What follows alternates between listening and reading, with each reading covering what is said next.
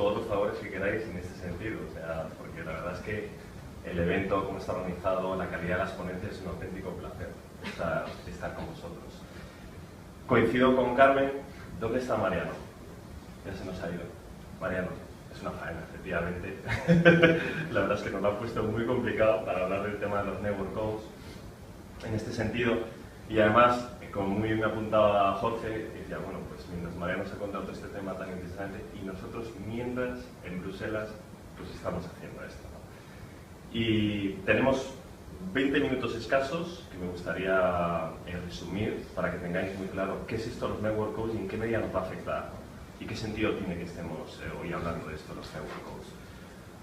Ayer, bueno, ya anteayer, el miércoles, estuvimos en Bruselas, para que veáis una idea, 4 horas largas hablando de este tema, por lo que en 20 minutos va a ser muy complicado. Inicialmente teníamos la idea, Jorge y yo, de hacer la presentación al limón, pero bueno, un poco por hacerlo más sencillo, dada la brevedad del tiempo, voy a hacer la presentación, luego en el café, si tenéis preguntas y demás, Jorge es el experto y estamos a vuestra disposición para lo que necesitéis.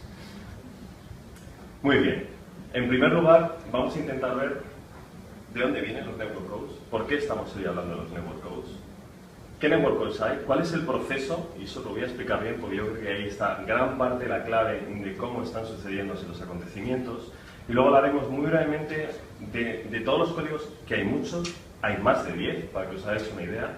Vamos a lanzar las píldoras más fundamentales sobre los que directa o indirectamente nos afectan. Y no vamos a hablar de todos los aspectos de los network codes, que son muchísimos, solo de aquellos que tienen algún tipo de implicación para la distribución, ¿no?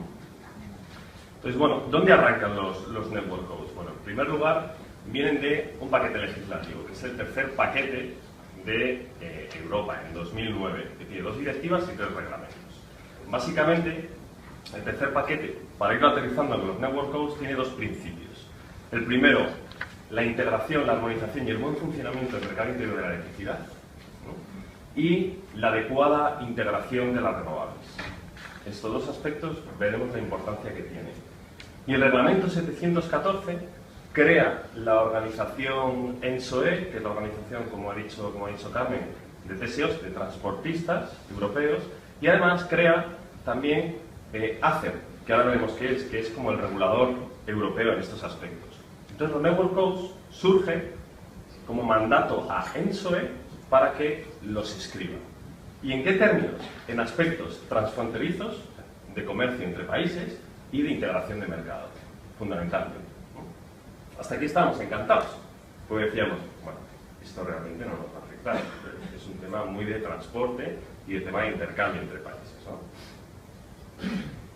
Hay muchos aspectos que se cubren, lo veremos en los network codes, como temas de seguridad de suministro, como temas de conexión, como temas de acceso a terceros, intercambio de información, interoperabilidad, pero no me voy a detener en esto porque lo vamos a ver a lo largo de los diferentes networks. Entonces, fijaos, este es el mapa entre agentes de cómo va el flujo, ¿no?, para que se aprueben los network codes. Básicamente, veis a la izquierda está ENSOE, la Comisión Europea y ACER. Para traducirlo al cristiano, ENSOE sería como Red Eléctrica aquí en España, la Comisión como el Ministerio y ACER como la CNMC. Para que os hagáis una idea, en traducción Europa-España. Esto inicialmente nace del mandato de la Comisión, que encarga a ACER unas guías maestras. Es decir, escribe unas guías maestras sobre en qué van a versar los network codes. Y es en estas guías maestras donde empieza o nace parte de la problemática de la que vamos a hablar hoy. Porque va un poquito más allá del intercambio transfronterizo y la integración de renovables, ¿no?, en ese sentido. Porque mete también, por ejemplo, temas de integración de respuesta de la demanda a la par. Entonces veremos cómo nos va a afectar eso. Esas guías marco, ¿no?, pues de alguna manera las han escrito estructurándolas en diferentes apartados, que ahora lo veremos, de conexión, de operación y de mercados, y una vez que se escriben esas guías, pues son entregadas a ENSOE, que tiene que escribir los códigos más o menos haciendo caso a esas guías. Y aquí es donde entramos nosotros. ¿Cómo nos hemos organizado? Bueno, pues fundamentalmente en 2 grupos de trabajo. Uno que defiende todos los códigos de conexión y otro grupo que defiende todos los códigos de operación. Entonces, este grupo de trabajo, había diferentes reuniones con ENSOE donde se iban discutiendo diferentes versiones de los códigos. Y ahí, pues, íbamos de alguna manera, fijaos la complejidad del tema, porque, primero, nos juntábamos nosotros, hacíamos consenso sobre el tema, sí, consenso entre las 2.500 compañías de distribución que hay en Europa, ¿no? Y una vez que teníamos ese consenso, lo defendíamos delante de ENSOE. Una vez que terminaba este proceso con ENSOE, pues ENSOE entregaba un código a ACER, que de nuevo se hacía una jornada donde cada uno de los agentes implicados hacía una defensa en el sentido de cómo estaba viendo el código en la actualidad si lo comparaba entre lo que había escrito ENSOE y las guías marco que tenía ACER, que eso es lo que le preocupaba mucho a ACER. Y entonces aquí, en esta evaluación, arrancaba con este hito, donde ACER recogía todas las opiniones para ver en qué medida se habían respetado las guías maestras.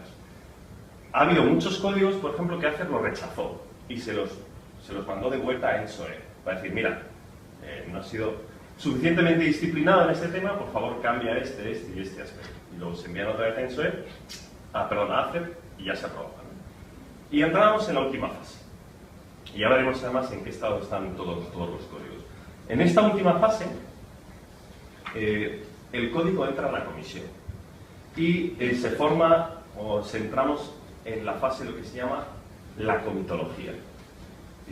¿Y esto qué es?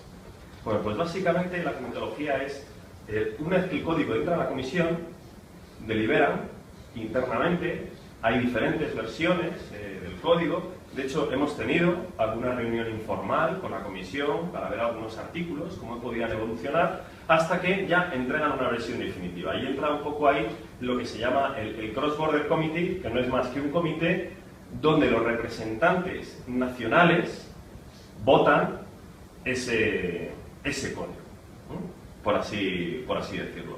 Los representantes nacionales fundamentalmente son miembros de la representación permanente, en nuestro caso, de nuestro país. Y bueno, una vez que pasa ese hito, pues ya entra en el proceso de aprobación. Que si os fijáis en la tabla de la izquierda, el proceso de aprobación básicamente es que el código entra en el Parlamento y en el Consejo, y de alguna manera, si los dos lo ven bien, pues sale hacia adelante. Pero con que uno diga que no, el código retrocede. Y entraría en la parte de la derecha que veis, donde ya se informa al Parlamento, en el sentido de que el Consejo coge el tema y lo quiere estudiar, hasta que al final, de alguna manera, se filtra. La experiencia es que una vez que entran los códigos ya en este último proceso de comitología, normalmente las cosas van hacia adelante. O sea, cuanto más feedback se dé en los últimos estadios del código, menos probabilidades de éxito tenemos de que algo se cambie. Una vez que ya ha llegado hasta aquí, se entiende que ya han pasado diferentes puntos en ese sentido. Hay un tema muy importante, y ya lo apuntaba Carmen, que es el tema de que los códigos de red se constituyen como reglamentos. ¿Eso qué quiere decir? Que un reglamento no es una directiva, las directivas se tienen que transponer. El reglamento es de aplicación directa. O sea, es como si se estuviera escribiendo aquí en España un real decreto, por así decirlo. ¿Vale? Entonces, ha habido alguna discusión en este sentido, porque en el artículo 7 del reglamento 714 habla de, una vez que se constituya el código, cómo se tienen que hacer las correcciones correspondientes. Y dado que hay muchos códigos que establecen metodologías, es muy difícil que eso se constituya como reglamento, porque una metodología después se tiene que plasmar en algo, y si hay que hacer un cambio, y eso es difícil, que se constituya como un reglamento, puede tener unas complejidades asociadas. Entonces, la dirección legal de la comisión se ha inventado una especie de, ha encontrado un resquicio legal y dice, bueno, pues no nos constituyamos de esta manera, sino que digamos que son guidelines, que siguen siendo reglamentos, pero las correcciones no son tan estrictas como en este caso. Y hay códigos que se van a constituir como guidelines y no como de la manera originalmente propuesta. Bueno. No os preocupéis, no pensaba enseñaros ninguna película. Bueno, muy bien. Os voy a hablar un poco ahora de los códigos, ¿no? En primer lugar, ¿qué códigos hay? 3 grupos. Los códigos de conexión, los códigos de operación y los códigos de mercado. Su propio nombre, como podéis ver, indica muy bien lo que es cada uno. Dentro de cada temática hay grupos, hay diferentes códigos. Por ejemplo, en conexión está generación, demanda e interconexión en continua. Como vamos a verlos un poquito todos en general, os voy a comentar algo de 3 de los que no vamos a hablar, porque no nos afectan, que son los High Voltage Direct Current Connection, que estos son básicamente la conexión en continua que hay entre diferentes países, como por ejemplo entre el Reino Unido y Francia, o conexiones entre los grandes parques eólicos que se están haciendo a nivel marino, como puede ser el Mar del Norte, etc. Luego, el de Capacity Allocation y Congestion Management, que es uno de mercados, ese básicamente versa sobre la congestión que puede haber entre las líneas internacionales de comunicación entre 2 países, cómo se asigna esa capacidad y cómo se asigna eso a nivel de mercado en el día anterior. Y el forward, que es lo mismo, pero en largo plazo. Del resto, sí que vamos a comentar algunos detalles. En cuanto a conexión, bueno, pues fundamentalmente los códigos de conexión regulan, como su propio nombre indica, la conexión de generadores y demanda, básicamente. Y establecen unos requisitos y autorizaciones de puesta en servicio y verificaciones de cumplimiento.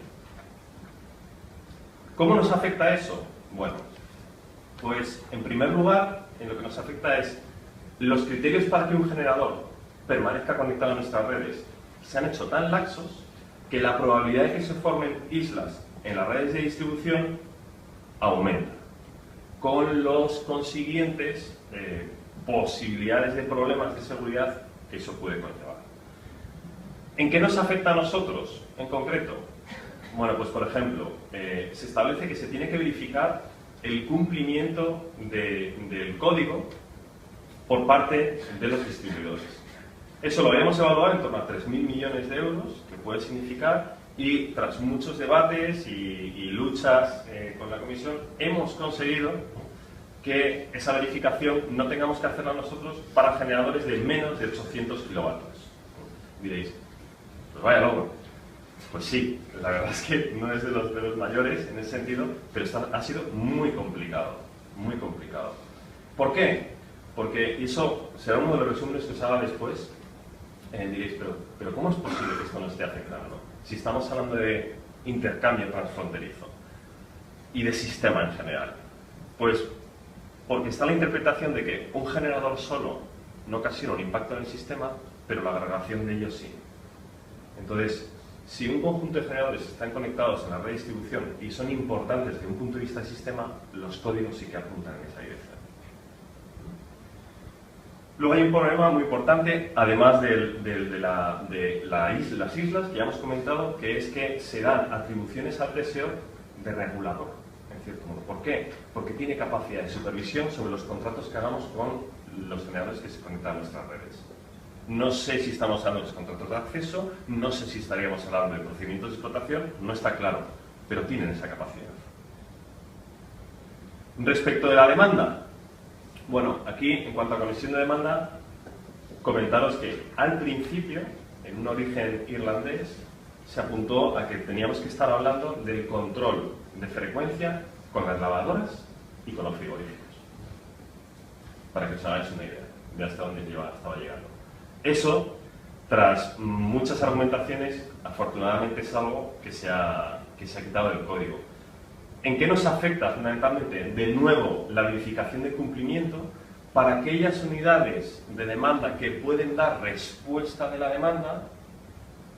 ¿Qué unidades van a dar respuesta a demanda? No se sabe. Pero en ese caso tenemos que verificar el cumplimiento de las condiciones técnicas que están en el código. Y de nuevo, le dan a los transportistas la acción de oro de capacidad de supervisión sobre los códigos.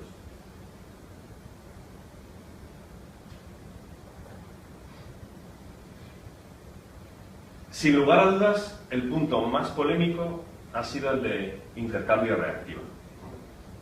Y fijaos, cuando tenemos que ir a hablar a la comisión sobre la reactiva, ¿cómo le explicamos a la comisión la reactiva? En este caso, Jorge tuvo la brillante idea de hacer un símil de la reactiva de que el barril era el distribuidor, ¿no? Y el barman que sacaba la cerveza era el transportista. Y la espuma de la cerveza era la reactiva. Y entonces lo explicamos eso. Claro, a él se le ocurrió la idea, pero a mí me tocó contarlo. Quizá hubiera sido mejor al revés.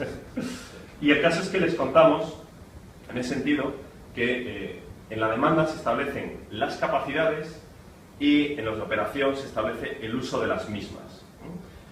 Básicamente lo que viene a decir es que impone unos factores de potencia concretos en puntos frontera, rígidos, para realizar eso. Sabemos lo que conlleva desde el punto de vista de pérdidas y demás.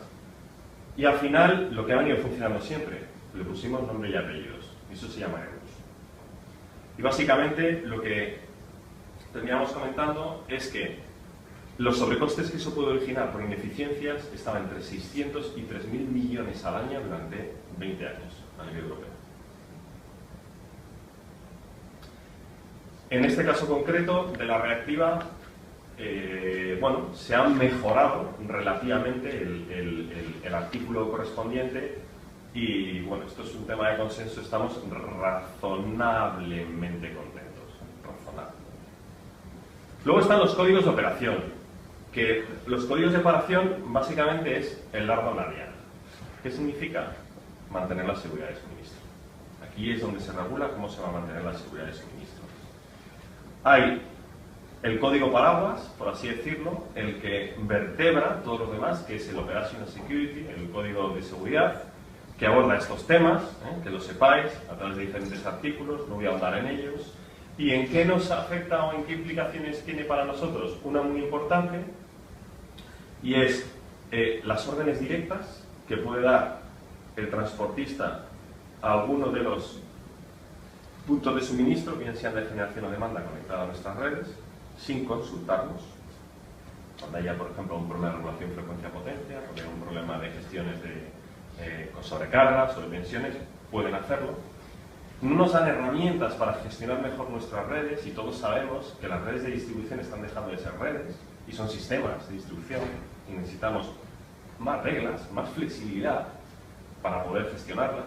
En el caso de intercambio de información, inicialmente fue muy duro en este caso el consenso entre ENSO y nosotros, pero hemos logrado un texto razonable porque, de nuevo, aquí cuantificamos en 6 billones las ineficiencias. Desde el momento en que empezamos a usar los sobrecostes, la verdad es que el tema ha mejorado en la comunicación muchísimo, muchísimo, porque con los temas técnicos hemos visto que poco se puede hacer con la comisión. En el caso del de planificación, que es coordinación de trabajos y suficiencia de la generación, aquí afortunadamente el único tema que era intercambio de información, movimos el debate a la parte del Operational Security, así que aquí afortunadamente pudimos descansar algo. Y los últimos que vamos a hablar, que son los de control de frecuencia y el balancing, que es el mercado donde se satisface ese control de frecuencia. Pues aquí básicamente el control de frecuencia a nivel técnico define los criterios técnicos para mantener la frecuencia en el sistema. Y el código de balancing, ¿cómo se ve? ¿Cómo lo hemos defendido nosotros aquí en este caso? Pues dado que la demanda, la generación puede traer mucha flexibilidad al modo en que lo gestionamos, y dado que en Europa solo se estaban hablando a nivel de balancing, nosotros estamos diciendo, ojo, que la flexibilidad y el único uso no va a ser solo para balancing. Y cuidado, como en el modo en que hagáis balance de generación o demanda, usando recursos de la redistribución, no os ocasionéis problemas de tensiones, de sobrecargas. Así que de alguna manera pusimos mucho el foco en este sentido. Aquí la discusión fue fundamentalmente en dos artículos. Uno, en el que decían los costes de restricciones debido a esa reasignación los tenéis que pagar vosotros. Y el segundo es el tema de si hay unidades conectadas en nuestras redes que van a ofrecer sus servicios, necesitamos en qué va a consistir, porque necesitamos información, porque no podemos operar nuestras redes a ciegas. Bueno, conseguimos el tema de los costes, que fuera reconducido, y en el tema de intercambio de información, la verdad es que ha quedado el texto razonablemente para no tener no tener problemas sin acuerdos, sin poder hablar previamente. Termino. ¿Dónde estamos a día de hoy? Pues prácticamente de todos los códigos que hemos hablado, todos están en comitología. Todos. Están en manos de la comisión. En principio se iban a aprobar este año, pero bueno, por temas de elecciones y demás se ha retrasado. El otro día Carmen apuntaba que el primer código del que se podía hablar, que fuera a aprobarse, sería el de conexión de generadores en torno a enero, febrero. No lo sabemos. Tampoco sabemos cómo están yendo los nuevos textos, porque el proceso que se está llevando dentro de la comisión está siendo no muy transparente para con nosotros. De hecho, las últimas versiones se nos han filtrado, algunas de agosto, otras de febrero, y bueno, es algo que estamos trabajando en contactar con ellos durante esta época. También nos hemos juntado con el Ministerio, les hemos explicado esto, porque es muy importante que todos los Estados miembros vayan a defender el consenso europeo establecido en este tema, para que no haya 27 votos con diferentes opiniones, sino que sean 27 votos con una única opinión. Y entonces en ese aspecto hemos hecho lobby también con los diferentes países. Resumiendo, el tema de los códigos de operación. ¿Es algo que nos va a afectar? Sí. ¿En cuánto nos va a afectar? Pues yo creo que la respuesta clave que os daría, sin entrar ya en los temas más legislativos o concretos que pueda haber, es, si sois capaces de responderos esta pregunta, es: ¿en qué medida mi red de distribución no es red y es parte del sistema? Cuanto más sistemas seáis, de alguna manera, más afectarán estos códigos de red a nuestro negocio. Dicho de otra manera, cuanta más generación distribuida tengáis conectada en vuestras nuestras redes, y cuanta más participación de la demanda que está por venir, va a venir con despliegue de contadores inteligentes y demás, agregadores, etc., pues entonces más implicaciones tendrá. Me he pasado 5 minutos, José María, mis disculpas y muchísimas gracias a todos por vuestra atención.